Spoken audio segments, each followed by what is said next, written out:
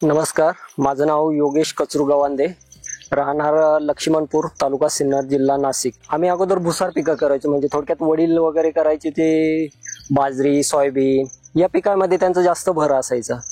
पण कालांतराने जसं आपण मोठं होत गेलो आणि जी आर्थिक दुर्बलता जी बघितली की यामधून काहीतरी नवीन घडवण्याचा प्रयत्न करायला पाहिजे शेतीमधून। तर मग कशामध्ये काय करायला पाहिजे, तर त्या आमच्या डोक्यामध्ये आम्ही प्लॉट वगैरे बघितले डाळिंबाचे।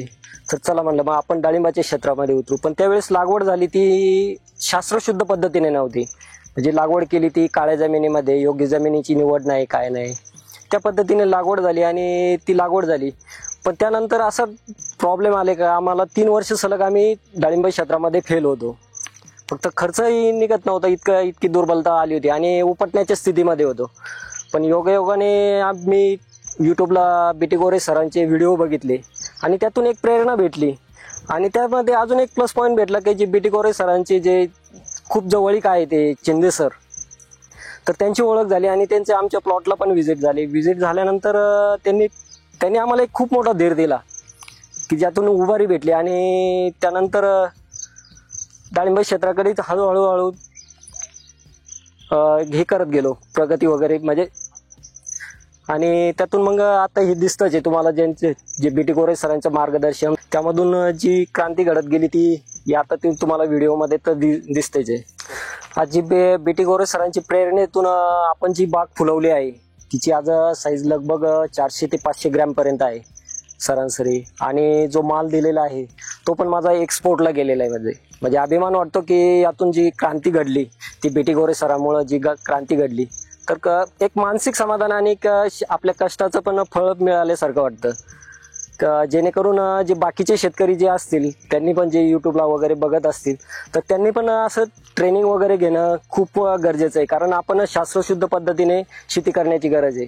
जी आपण पारंपरिक पद्धतीने जे पेरलं ते सोंगणं, त्या पद्धतीचं काहीतरी बदल करणं गरजेचं आहे आपण। तर त्यानुसार आपण ट्रेनिंग वगैरे तर घेणं गरजेचं आहे। आणि मी जे अवेना न्यूट्रीमिक्स वापरतो तर त्यामधून खूप बदल जाणवले त्यामध्ये। जर जी पानाची कॅनॉपी वगैरे असेल, तर फळांची साईज असेल, आणि जे स्ट्रेसमध्ये जर झाड जातं तर त्याची पण आपल्याला जेणेकरून त्याला चकाकी भेटले आणि त्याचा खूप फायदा झाला म्हणजे।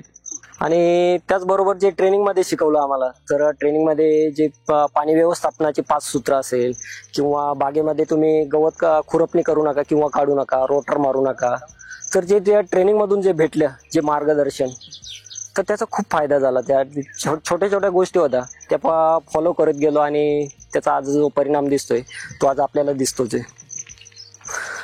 आज आपण जी शेती करतोय ती आज शास्त्रशुद्ध पद्धतीने करण्याची गरज आहे। जी आपण जी पारंपरिक पद्धतीने जे करतोय त्याला कुठेतरी आळा बसण्याची गरज आहे। आणि आपण जी शास्त्रशुद्ध पद्धत म्हणजे काय, तर आपल्याला खूप योग्य मार्गदर्शनाची गरज असते।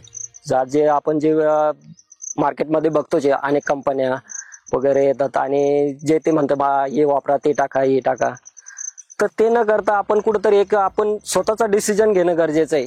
जी आपल्याला फार्म DSS कंपनी आपल्याला शिकवते की स्वतःचा निर्णय आपण स्वतः घेऊ शकतो, त्या पद्धतीने आपण करणं गरजेचं आहे। त्यासाठी मी इतर शेतकऱ्यांना हेच सांगेल की तुम्ही जे शेती करताय ती शास्त्रशुद्ध पद्धतीने करा। मग शास्त्रशुद्ध पद्धतीने करताना तुम्ही मार्गदर्शनासाठी तुम्ही बीटी गोरे सरांचं एक ट्रेनिंग वगैरे घेऊ शकतात।